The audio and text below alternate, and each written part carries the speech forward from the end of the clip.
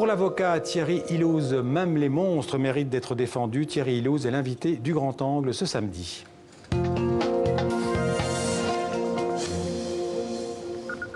Bonjour Thierry Hillouz. Bonjour. Merci d'être là. Vous venez de publier donc aux éditions L'Iconoclaste, Même les monstres, un très beau livre sur votre vie d'homme et votre vie d'avocat. Vous êtes avocat donc depuis 30 ans, mais vous avez aussi écrit, il faut le rappeler, 4 romans, si je ne me trompe pas, 8 pièces de théâtre et des chansons, notamment pour Juliette Gréco et pour Morane.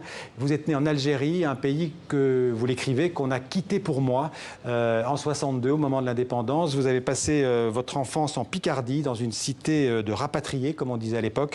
Avant de parler des monstres et de la justice en France, vous écrivez que votre identité, c'est une perte. J'ai lu une perte et un décor, la perte d'un pays et le décor d'une cité triste. Oui, c'est un peu ça, c'est un résumé en fait, en quelque sorte. Je crois que c'est ça un peu l'identité, c'est ce qui nous constitue au fur et à mesure, c'est ce que j'essaie d'expliquer, au fur et à mesure de la vie. L'endroit où on est né, mais aussi également les gens qu'on croise. Et cette cité d'une ville du Pas-de-Calais, que vous ne citez pas, de la Picardie, de l'Oise. Alors oui, vous ne la citez pas, je crois, dans le livre. Oui, ça n'a pas d'importance. Ça n'a pas d'importance. Mais vous dites quand même que depuis lors, le soleil vous déprime. Oui, je porte ça en moi, effectivement. Ça, c'est une longue histoire. Ouais. Je porte ça en moi que j'essaie d'identifier. C'est un peu l'histoire de ce livre. C'est essayer d'identifier en soi. C'est un peu une psychanalyse, ce livre, oui, non? Un peu, exactement. Une sorte de psychanalyse de la robe. Ouais. C'est-à-dire identifier en soi les raisons pour lesquelles on est ce qu'on est et on fait ce qu'on fait. Alors, votre grand-mère et votre père aussi joue un rôle important dans votre histoire, puisque votre père était policier. Et vous dites que c'était un père loi. Toute transgression avec votre père était interdite? Je le voyais un peu comme ça. Peut-être, je le dis d'ailleurs dans le livre, je suis peut-être un peu injuste de ce point de vue-là, mais c'est vrai qu'il incarnait forcément la loi, et c'est donc sous cette aile, sous cette tutelle un peu forte que j'ai grandi, et effectivement, encore une fois, ça fait partie de ma vie. Et votre métier, le choix que vous avez fait d'être avocat, il s'explique par votre enfance? Je pense qu'il y a un chemin en nous. Je pense qu'on ne fait pas les choses pour rien. Je pense qu'il y a toujours quelque chose qui nous prédestine.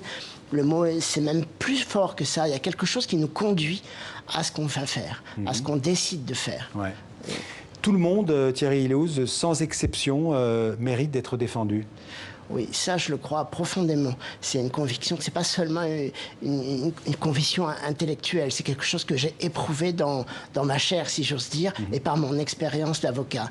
C'est-à-dire que j'ai compris à quel point non seulement tout le monde doit être défendu, mais c'est absolument une sorte d'impératif catégorique de défendre tout le monde pour protéger tout le monde. Même les monstres? Absolument. Et pour moi, les monstres n'existent pas. C'est quoi? Alors, c'est quoi ou c'est qui un monstre? Alors, le monstre, pour moi, bien évidemment, ça n'existe pas. Il n'empêche que c'est un mot fourre-tout. C'est un mot qu'on utilise beaucoup.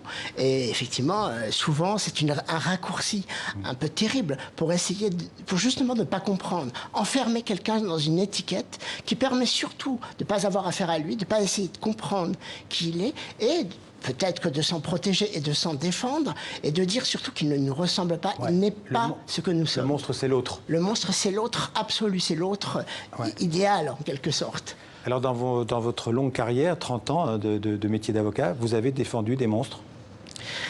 Voilà, des monstres qui n'existent pas. Je ne peux pas le dire, voilà. J'ai défendu des gens, effectivement, qui ont commis des actes terribles, des actes abjects sur lesquels, effectivement, je n'ai pas de complaisance à l'égard de ça. Mais ces gens-là, je les ai croisés, je les ai rencontrés, vraiment au sens fort du terme, et je sais que ce sont des êtres humains. Ça paraît une évidence, mais pourtant, ces évidences sont importantes à souligner. Vous dites dans votre livre qu'il faut comprendre l'autre, vous dites même l'épouser, devenir serviteur de la vie de l'autre, donc du justiciable. Vous avez une empathie totale avec les êtres. Oui, c'est un peu... Alors, on peut dire que c'est un défaut, et peut-être même qu'on peut dire que c'est un défaut pour un avocat. J'allais vous le dire. On nous interdit un peu cette position. Il n'empêche qu'elle m'est naturelle, et je pense que c'est finalement un bon angle, parce que l'avocat, c'est le parti pris. Et le parti pris, c'est peut-être la meilleure façon de comprendre les gens, et aussi d'analyser, de déchiffrer, et de protéger, de défendre, de porter une parole, de comprendre. Un pédophile, par exemple, vous citez plusieurs exemples de pédophiles que vous avez défendus dans le livre, n'est pas nécessairement un monstre. Non, et je pense qu'il faut surtout pas dire ça. Parce que si on dit ça, d'une certaine manière, on ferme la porte à toute protection de la société. C'est-à-dire qu'on dit que c'est quelqu'un qui... On n'a pas besoin de s'approcher, on n'a pas besoin d'essayer de comprendre pourquoi il en est arrivé là. Ouais. On n'a pas besoin d'essayer de déchiffrer le personnage. Et du coup, d'une certaine manière, on met un terme à la justice et on met même un terme aux victimes. Parce que les victimes ont aussi le droit d'avoir quelqu'un en face d'eux à comprendre, effectivement, même si c'est terrible, il y a au moins ce face-à-face avec un individu. Ouais. Vous venez de prononcer le mot de victime, vous ne défendez pas souvent des victimes. Vous n'êtes pas un avocat de la partie civile, comme on dit. Voilà, c'est ça, exactement. Enfin, c'est pas que j'ai... Oui. Voilà, pourquoi que j'aurais prouvé cette position. Ouais. C'est vrai qu'il m'est plus naturel de défendre. Quand on a fait pas mal de PNH, j'ai besoin de défendre, en fait, effectivement ceux qu'on accuse. Ouais. Voilà, parce que ça m'apparaît important, mais ça ne veut pas dire pour autant que les victimes me sont indifférentes, loin de là. D'ailleurs, je raconte même dans ce livre que j'ai parfois défendu des victimes dans des affaires un peu terribles. Je l'ai fait parce que ça me paraît aussi important, et dans les affaires que je cite, ça me paraissait crucial. On a l'impression que, d'ailleurs, vous citez Victor Hugo au début du livre, mais comme au XIXe siècle, pour vous, le crime, il reste souvent lié à l'origine sociale, à la pauvreté, à la misère. Oui, encore une fois, c'est quelque chose qu'on récuse, qu'on réfute beaucoup aujourd'hui, cette question-là, cette recherche-là. Je ne sais pas, on est arrivé à une époque, effectivement, où d'une certaine manière, on ne veut pas voir ça. Alors qu'en fait, ce qu'on appelle l'explication sociologique, c'est que certains, on balaye du revers de la main, alors qu'en fait, bien évidemment, que la pauvreté est un facteur qui explique bien évidemment que la relégation, que les quartiers, que les cités, que la mise à distance, que l'écart entre les uns et les autres explique quelquefois des comportements délinquants. Et ne pas voir ça, c'est un aveuglement qui est dangereux. La mise à distance et même parfois l'humiliation, parce que vous parlez aussi beaucoup d'humiliation dans votre livre. Absolument, il y a une humiliation, il y a une histoire de l'humiliation qu'on se doit tous de faire. Effectivement, dans le parcours d'un délinquant et d'un criminel, parfois, la place qu'occupe l'humiliation est souvent déterminante, souvent importante. Je pense qu'il faut la souligner. Mais vous dites aussi que défendre, c'est pas excuser. Absolument, exactement. Je dis, c'est inexcusable parfois, mais jamais indéfendable. Excuser, ça voudrait dire, bah oui, on peut comprendre, c'est normal. Non, c'est pas normal. Vous n'avez pas parfois cette tentation?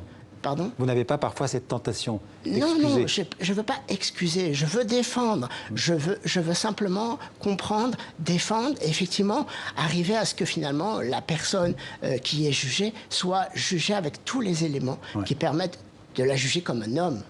Thierry Loos, pour l'avocat que vous êtes, un monstre, disons un prévenu ou un accusé, a le droit de mentir? Ah oui, ça c'est une grande question. Ce que j'explique dans ce livre, peut-être ce qu'il faudrait dire, enfin ce que je crois très profondément, c'est que le mensonge n'existe pas, en fait. Je crois vraiment ça. On ne ment pas. Parfois, on est maladroit. Parfois, on ne peut pas dire les choses. Parfois, on n'y arrive pas. L'avocat est aussi là pour ça, pour essayer de faire comprendre, de faire entendre quelque chose qui ne peut pas se dire ou qu'on dit mal ou qu'on n'arrive pas à dire. C'est pas mentir. C'est que simplement, il y a des gens qui sont dans un tel rapport à tout ça, tellement démunis de toutes les manières possibles qu'effectivement, parfois, on en passe par là. J'aime pas ce mot. Voilà. Un prévenu, un accusé a aussi le droit, toujours, au bénéfice du doute. Oui, ça c'est essentiel. Je pense que c'est malheureusement très souvent oublié quand on parle d'un acte, quand on parle d'un accusé. Ça aussi, ça fait partie des principes fondamentaux, des principes indiscutables. Que le doute doit profiter à l'accusé. Alors, en lisant votre livre, on a l'impression que quand un juge prononce une peine, vous n'êtes jamais satisfait. Parce que vous dites que punir, donner une peine de prison, vous pensez parfois que c'est même inutile. Mais je pense que ce n'est pas la solution. Et je pense que chacun a un peu...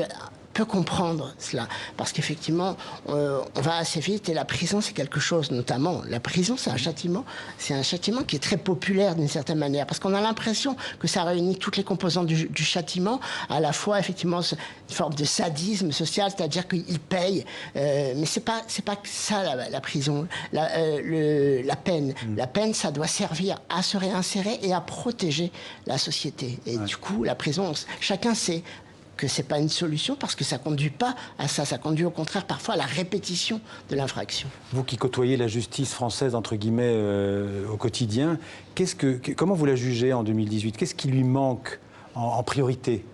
Ben, je pense qu'on est toujours dans les mêmes positions. Et quand on voit aujourd'hui que les prisons sont encore surpeuplées de manière hallucinante, je pense qu'effectivement, il y a ce besoin de voir les choses autrement. Il y a un autre logiciel. La justice a un logiciel. C'est pour ça que je citais Victor Hugo, qui dit « changez vos lois, changez vos juges ».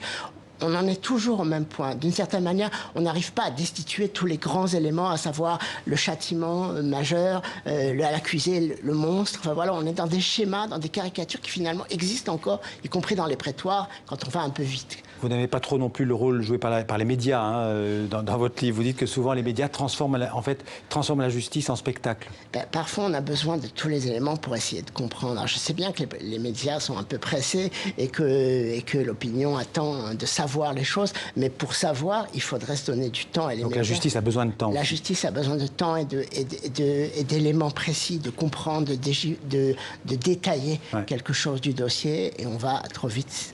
Thierry Hillouz, qu'est-ce qu'elle représente pour vous, cette robe qui est sur la couverture du livre, cette robe d'avocat? Eh ben, elle représente une partie de ma vie, elle a une grande partie de ma vie aussi.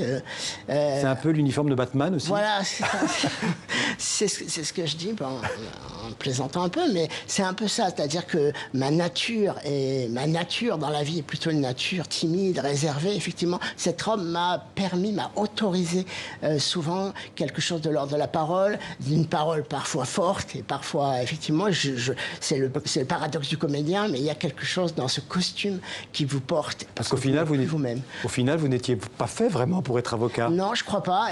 Je suis tout à fait d'accord. Je suis d'une nature peut-être trop sensible, mais d'une certaine manière, c'est peut-être aussi la meilleure nature pour faire ce genre de choses. Merci. En tout cas, je renvoie à ce livre très, comment dirais-je, très touchant, très émouvant, très vrai, sur le métier d'avocat et donc de la justice en France, même les monstres aux éditions L'Iconoclaste. Merci Thierry Hillouz.